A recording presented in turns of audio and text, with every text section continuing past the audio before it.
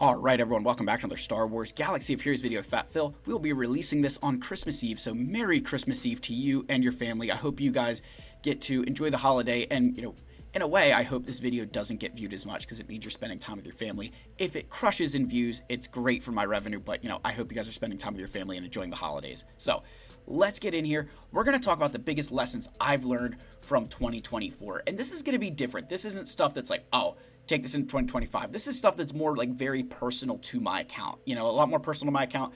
Something that I just was looking at and I was like, you know what, I want to make a video about this, show you guys, and maybe you can kind of see where your account maybe did or didn't have these same things happen. So with that said, let's give our channel members a shout for their continued support. If you're ever interested, you all know where that link is. It's right down below, along with a link to the Discord. Please go check it out. Thank you guys again. But seriously, the most important thing you can do is like and subscribe to my channel. It helps me grow so much, hopefully get out there to more and more people. I really appreciate you guys again. Whether you're on the council or you're a Wampa or Jedi Master tier, I really appreciate it.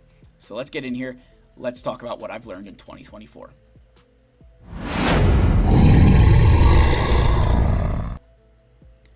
Alright folks, so the first thing I want to talk about is the full body of work, total return, and the totality of your investments. So all this kind of goes together.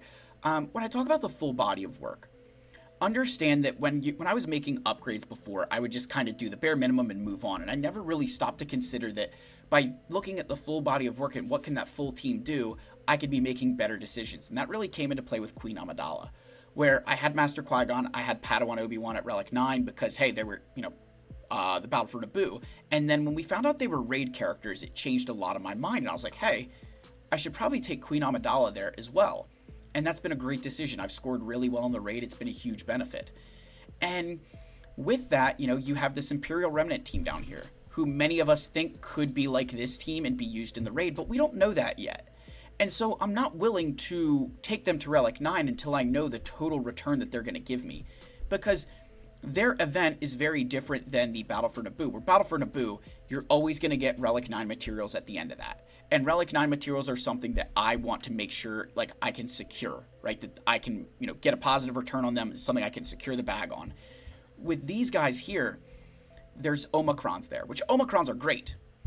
But for a player like myself, if you had to say, hey Phil, would you like 5 Omicrons or would you like more droid brains? I would take droid brains because I'm not in a position where, those droid brains are going to do me more value, right? Now, if it was signal data, I'd pick signal data, but you get what I mean, that like Omicrons are very valuable, don't get me wrong, but I'd probably rather have droid brains because I'll be able to grow my account with them more.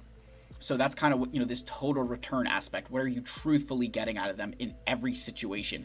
This team right here, combined with my Snips and Commander Tano, do really well in the Ring of Kafrene for combat missions. So now I'm scoring more in combat missions, scoring more in the raid, the Battle for Naboo Assault Battle, Grand Arena, Territory Wars, Conquest. This team has done so well. The full body of work of them is unreal. And then kind of the totality of your investment. What are you, what is truthfully going into that team? And, you think of Jar Jar and Great Mothers, I always bring this up. They're supposed to be, kind of 2 peas in a pod, that they're supposed to be equivalent. Difference is Jar Jar's Grand Arena, Great Mothers is Territory Wars. But Great Mothers only takes 3 Zetas where Jar Jar takes 8. Jar Jar's team takes a lot more Kyrotech than the Great Mothers team does. So the totality of your investment for a very similar squad, you could spend a lot less for like the Great Mothers. And that, lesson was, really nice, right, for some of you. But for me, where I really learned it was Trench versus Dark Trooper Moff Gideon. So with Separatists, when I, finally decide, hey, you know what, I'm going to gear Trench, it was because I had Dooku, Jango, Newt, and Wat Tambor, all from various Galactic Legend requirements. So I had all of them at high relic levels. So when I got Trench, it just kind of made sense that I was like, you know what, may as well build them. I've got everybody else. And this is a whole new team that's been unlocked for me. And when they have Datacrons and stuff, like I've gotten holds from this guy in GAC. He's won me some GACs.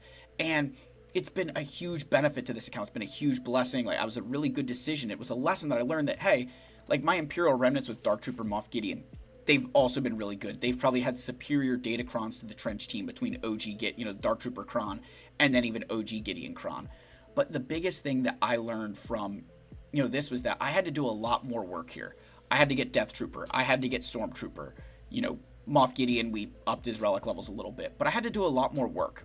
And it was, worth it.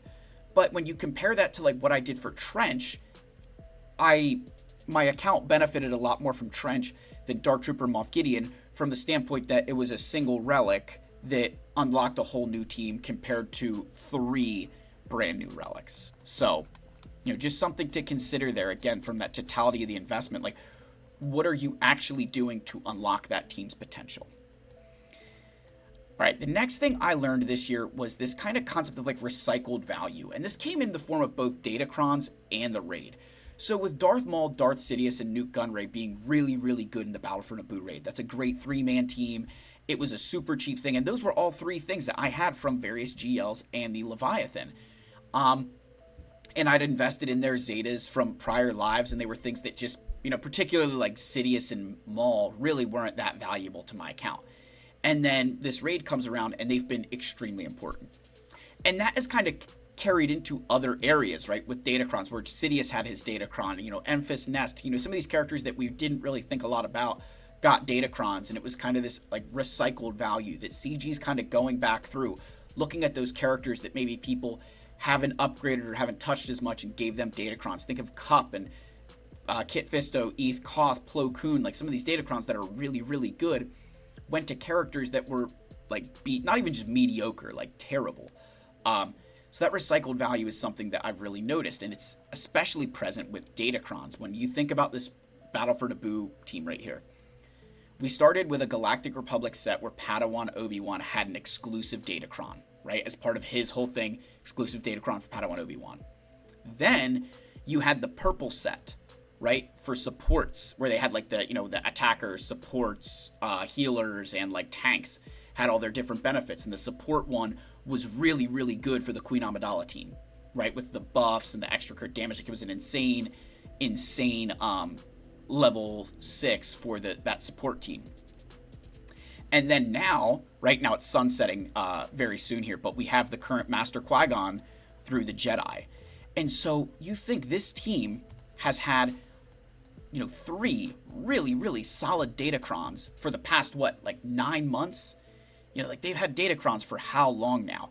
And so that's something CG has done with a few of these teams, where they've kind of ensured that they have Datacrons for more than just a single cycle, and that it really benefits them and, completely can change the value of a team. Think even about like the Imperial Remnants here. In the purple set, Night Trooper had an exclusive Datacron, right? He had that exclusive Datacron.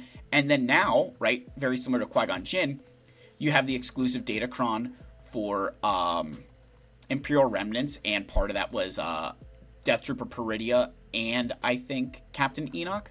So again, just kind of playing that, devil's advocate a little bit, right? That they are, recycling that value. They're making sure that, hey, you spent on this, you're going to get really good stuff. And think even now with Luthen.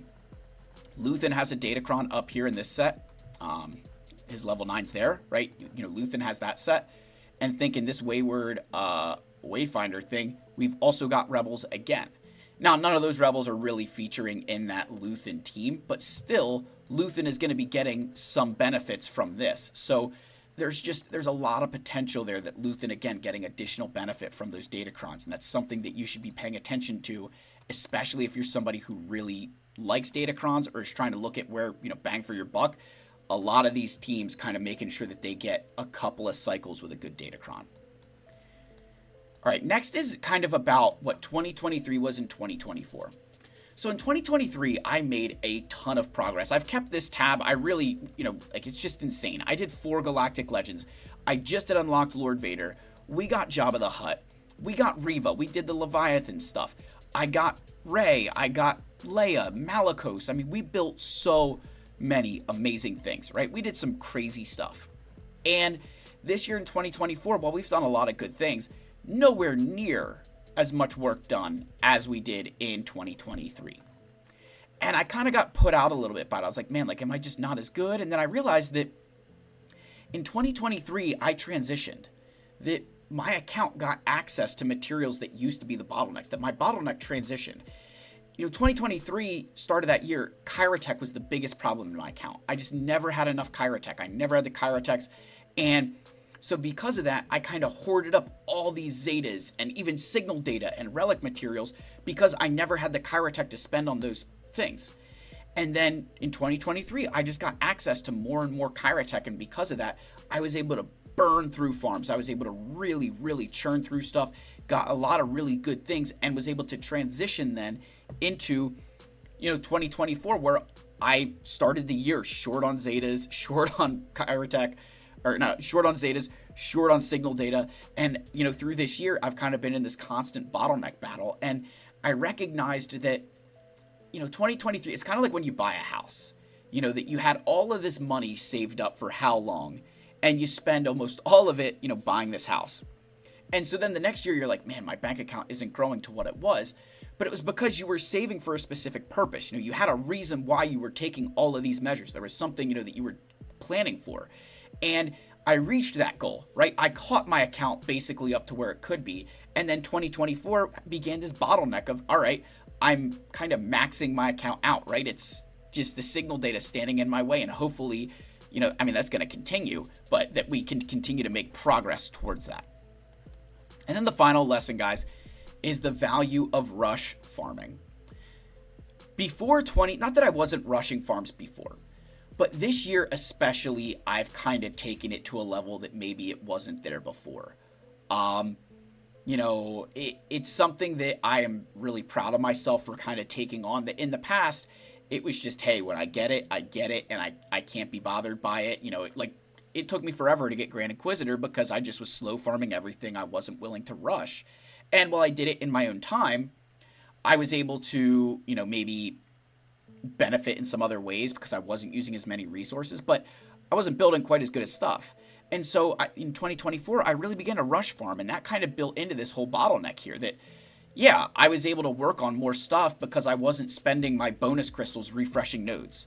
Like this year, I've refreshed so many nodes, and I'm continuing to, because I've seen the value that rush farming brings, that having these new things as soon as possible makes it better in territory battles and wars and Grand Arena and Conquest, where they're showing up time and time again. And I think that for my account to continue to grow, I've got to really start getting down into rush farming. And that's where these marquee units, this marquee change has been massive. It's jump-started me way ahead into these characters. And, with Shin and Merrick, I'm really trying to aim to get Balin the next time around. I think it's going to be close, actually. I'm kind of nervous a little bit of when he comes out.